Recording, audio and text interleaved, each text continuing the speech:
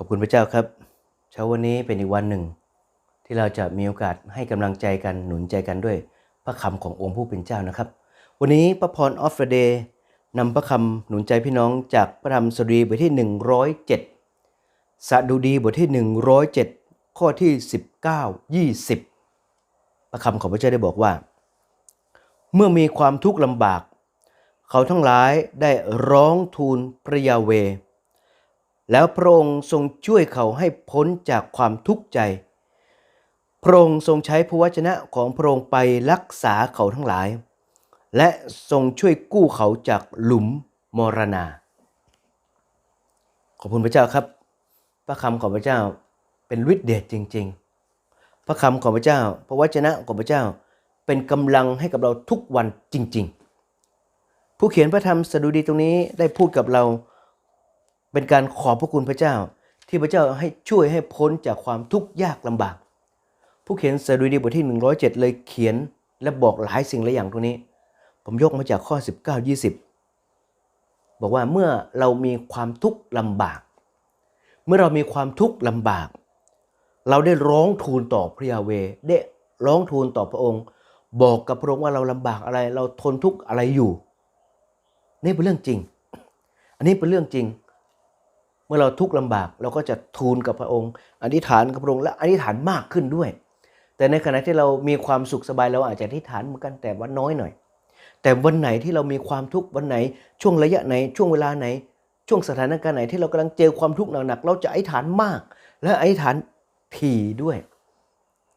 พระคัมภีร์เลยบอกงี้ครับเมื่อมีความทุกข์ลำบากเขาทั้งหลายได้ร้องทูลพระยาเวห์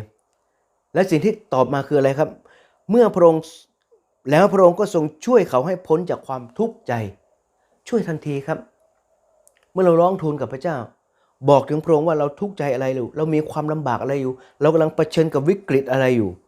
พระคัมภีร์บอกว่าแล้วพระองค์ก็ทรงช่วยเขาให้พ้นจากความทุกข์ใจนั้นขอบคุณพระเจ้านะครับสำหรับความทุกข์ใจที่เราได้เจออยู่เมื่อเราเจอความทุกข์ใจพระเจ้าได้ช่วยเราโดยข้อ20ใช้คำว่าอะไรครับพระองค์ทรงใช้พระวจนะของพระองค์เข้าไปรักษาเขาทั้งหลายนี่แหละจำเป็นที่เราต้องเปิดพระวจนะของพระเจ้าอ่านทุกวันขอพระเจ้าเมตตาครับที่พระเจ้าจะใช้พระวจนะของพระองค์รักษาความทุกข์ใจของเรากำลังเผชิญวิกฤตโควิด-19 ใช่ไหมครับทูลกับพระเจ้าแล้วพระเจ้าจะช่วยเราและพระเจ้าจะให้เราพ้นจากความทุกข์ด้วยการให้พระวจนะเป็นกำลังใจให้กับเราทุกวัน และพระองค์ใช้คำว่าแล้วทรงช่วยให้เรากู้เราให้พ้นจากหลุมมรณาขอบคุณพระเจ้าครับดังนั้นเองในเช้าวันนี้ขอพระเจ้าเมตตาเราที่เราจะได้รับความ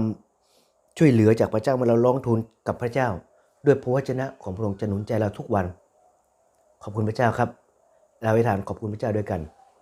ขอบคุณพระเจ้าสำหรับพระวจนะของพระองค์ขอพระเจ้าได้โปรดเมตตานำข้าพงหลายให้ข้าพงหลายได้รับการช่วยที่มาจากพระองค์ด้วยพระวจนะของพระองค์ทุกๆวันขอบคุณพระองค์ในทุกสิ่งนี้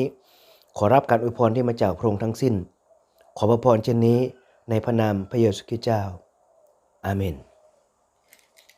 ขอพระเจ้าอวยพรครับ